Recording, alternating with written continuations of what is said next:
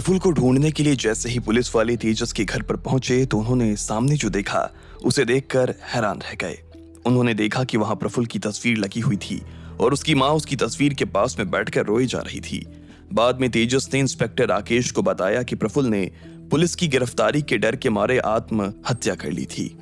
ऐसे में यह सुनकर इंस्पेक्टर राकेश को बहुत बड़ा झटका लगा, लेकिन इस चीज की कोई खबर अभी तक अग्रवाल परिवार तक नहीं पहुंच सकी थी।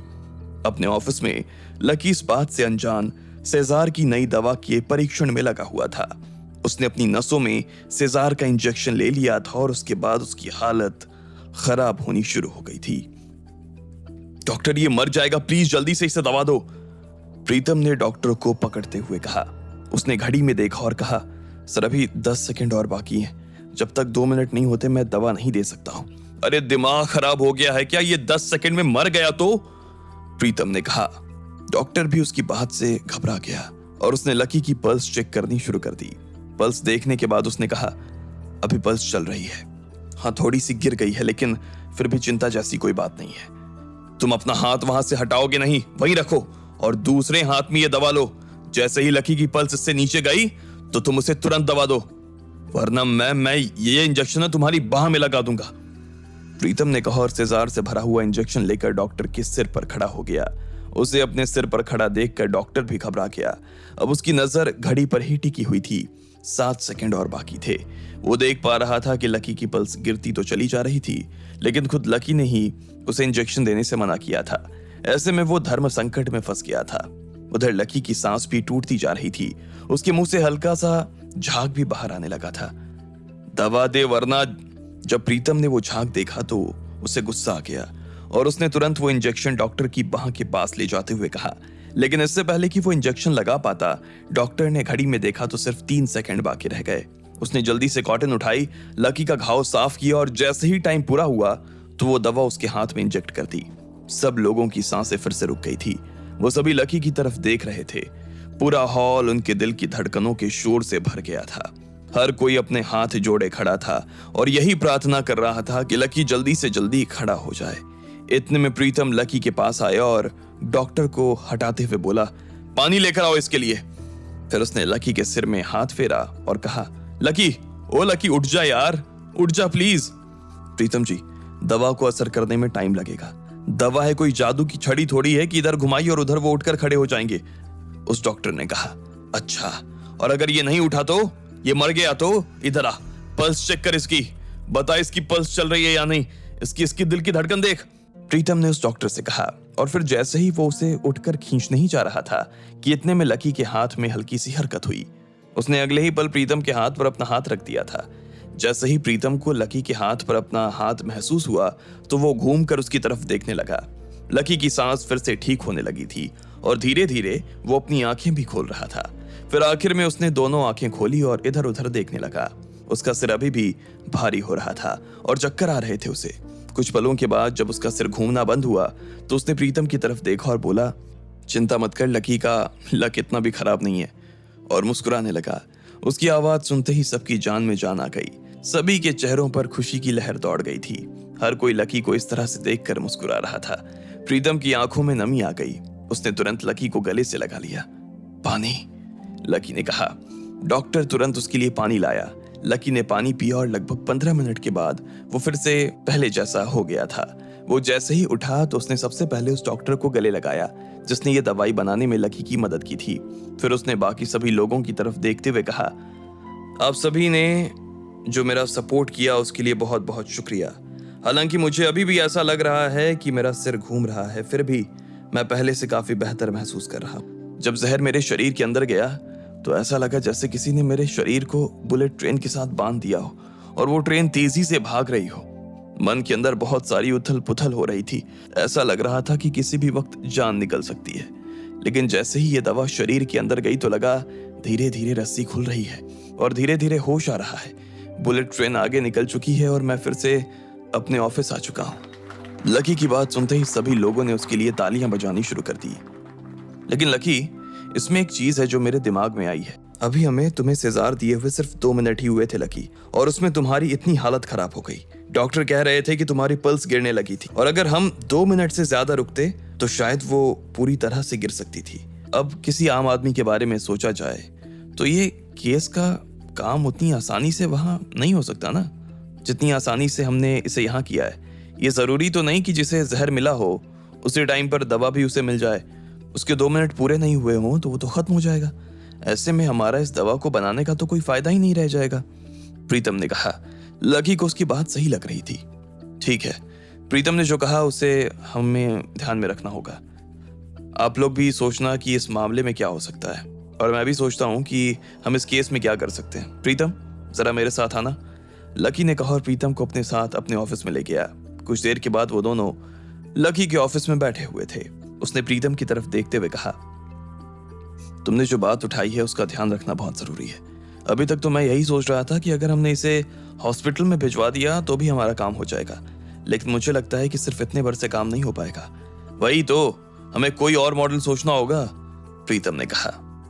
मेरे दिमाग में ना एक आइडिया है, क्यों ना हम इसकी वैक्सीन यानी टीका बनवा ले। जिस तरह से बाकी बीमारियों के टीके लगाने से वो बीमारी हमेशा से उस शरीर से दूर हो जाती है, ठीक वैसे ही अगर हम इसका भी टीका बनवा लें तो, लकी ने कहा।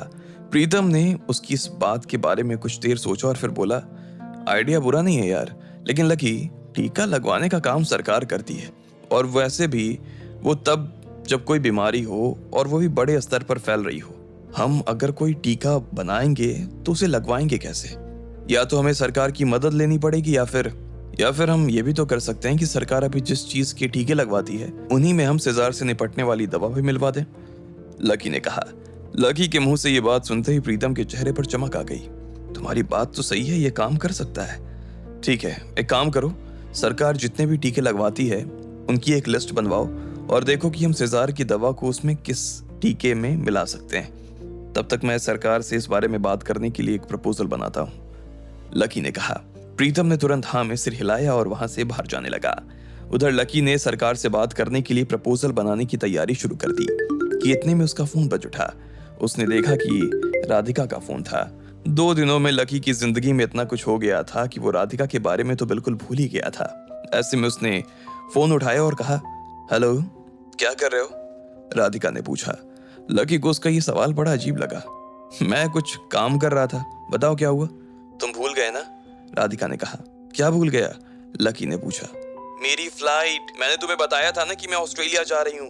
अभी 2 दिन पहले ही तो तुम्हें बताया था यार, अभी 2 दिन में तुम भूल भी गए, लकी ने कहा। अरे हाँ सॉरी, मैं काम में बिजी था यार, इसलिए मुझे याद नहीं रहा। तो आज फाइनली तुम जा रही हो। All the best for your upcoming project. आराम से जाना, अच्छे से जाना, और इस बार ऑस्ट्रेलिया में खूब घूमना। जब तुम वापस आओगी तब हम मिलेंगे, बाय, लकी ने कहा। जैसे ही वो फोन रखने वाला था कि इतने में राधिका ने कहा, ओ हेलो, इतनी जल्दी में कहाँ हो? मैंने तुमसे तुम्हारी विशेस लेने के लिए फोन नहीं किया है। तो फिर? लकी ने कहा। मैं तुम्हें ये बताना चाहती थी कि मेरे मम्मी पापा में किसी बात को लेकर झगड़ा हो गया है। दोनों एक दूसरे का ना खून करने पर उतर आए हैं, और इधर मेरी फ्लाइट का टाइम हो रहा है।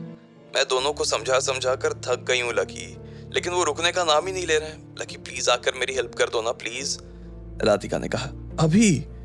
लकी ने पूछा। हाँ यार प्लीज लकी ना, मैं चाहती तो पुलिस को भी बुला सकती थी, लेकिन अभी पुलिस आएगी तो वो बयान लेने के लिए मुझे भी रोक लेगी, और मेरी फ्लाइट का टाइम हो रहा है, प्लीज जल्दी से आ जाओ, राधिका ने घबराते हुए कहा। लकी ने घड़ी में टाइम देखा और फिर अपने लैपटॉप की तरफ देखने लगा। आज उसे बहुत सारा काम खत्म करना था। ऐसे में वो मना ही करने वाला था कि इतने में राधिका ने फिर से कहा, प्लीज लकी मना मत करना, मैंने बहुत उम्मीदों से तुम्हें फोन किया है। राधिका ने कहा, ठीक है पापा, ठीक है, मैं तुम्हारे घर पहुंच रहा हूँ। इसके बाद लकी ने फोन रखा और अपना फोन और गाड़ी लेकर वो सीधा राधिका के घर जाने के लिए रवाना हो गया। कुछ देर के बाद में लकी राधिका के घर के बाहर पहुंच चुका था। उसने अपनी गाड़ी बाहर लगाते ही हॉर्न बजानी शुरू कर दी। इतने में राधिका बालकनी से बाहर आई और बोली, वहीं रुको, मैं आ रही हूँ, राधिका ने कहा। लकी को कुछ अजीब सा लग रहा था। वो उसके घर के सामने तो खड़ा था, लेकिन घर के अंदर कोई आवाज तो आ नहीं रही थी। ऐसा लग रहा था जैसे वहां बहुत शांति थी। कुछ देर के बाद राधिका नीचे आ गई। उसके साथ उसके नौकर उसका सामान लेकर आ गए थे। लकी उसके हाथ में ये सामान देखकर हैरान हो गया। देख क्या रहे हो, डिक्की खोलो, राधिका ने कहा। और तुम्हारे मम्मी पापा? लकी ने पूछा। पहले डिक्की तो खोलो, लकी ने राधिका के कहने पर डिक्की खोल दी। लकी ने उसका सारा सामान गाड़ी में लोड करवाया और फिर राधिका गाड़ी में आकर बैठ गई। चलो अब जल्दी से एयरपोर्ट की तरफ लो, राधिका ने कहा। यह सुनते ही लकी के कान खड़े हो गए। तुम्हें अपनी मम्मी पापा का झगड़ा नहीं सुलझाना? उन्हें ऐसे लड़ता ही छोड़ दोगी क्या? लकी ने पूछा। झगड़ा? कौन सा झगड़ा? अरे मेरे मम्मी पापा तो घर पर हैं ही नहीं, राधिका ने कहा। क्या? यह सुनते ही लकी के मुंह से निकला। वो फटी आंखों से राधिका की तरफ देख रहा था। राधिका उसकी हैरानी की वजह समझ चुकी थी, इसलिए उसने कहा, सॉरी लकी, मुझे पता था कि अगर मैं तुम्हें वैसे नहीं बुलाऊंगी ना तो तुम आने वाले नहीं हो, इसलिए मुझे तुम्हारे साथ ना ट्रिक खेलनी पड़ी। असल में मैं चाहती थी कि मैं जाने से पहले ना तुमसे मिलते हुए जाऊं। वैसे मेरे मम्मी पापा के बीच अब सब कुछ बढ़िया चल रहा है, राधिका ने कहा। तुमने सिर्फ इतनी सी बात बताने के लिए मुझे ऑफिस से यहाँ बुलाया? लकी ने कहा। नहीं, सिर्फ इतनी बात नहीं है, तुम मुझे एयरपोर्ट छोड़ने चल रहे हो, ये तो बहुत बड़ी बात है ना, राधिका ने कहा। हाँ मतलब तुमने मुझे ड्राइवर बनाकर यहाँ बुलाया है? लकी ने पूछा। अरे रुको भी, कहाँ चले जा रहे हो? दोस्त की तरह नहीं बुला सकती क्या? एक दोस्त को दूसरे दोस्त से मिलने की इच्छा नहीं हो सकती क्या? राधिका ने कहा। अच्छा, तो फोन पर? क्योंकि मुझे पता था कि जब तक तुमसे कोई काम की बात ना करे ना तब तक तुम आते नहीं हो, राधिका ने लकी की बात को बीच में काटते हुए कहा और हंसने लगी। लकी भी उसकी तरफ देखकर मुस्कुरा रहा था। इतने में राधिका ने कहा, वैसे हम चाहें तो आइसक्रीम भी खा सकते हैं, मेरी फ्लाइट में भी 4 घंटे बाकी हैं, राधिका ने कहा। यह सुनते ही लकी हैरान हो गया। राधिका ने उसे बेवकूफ बनाया था। अब आगे क्या होने वाला था? क्या सच में राधिका ऑस्ट्रेलिया पहुंच जाती या फिर लकी उसके ऊपर आने वाले खतरे को पहले ही भांप जाता? आपको क्या लगता है, क्या होंगे इन सभी सवालों के जवाब? कमेंट बॉक्स में कमेंट करके हमें जरूर बताएं और सभी सवालों के जवाब को जानने के लिए सुनते रहिए इंस्टा मिलियनेयर सिर्फ पॉकेट एफएम पर।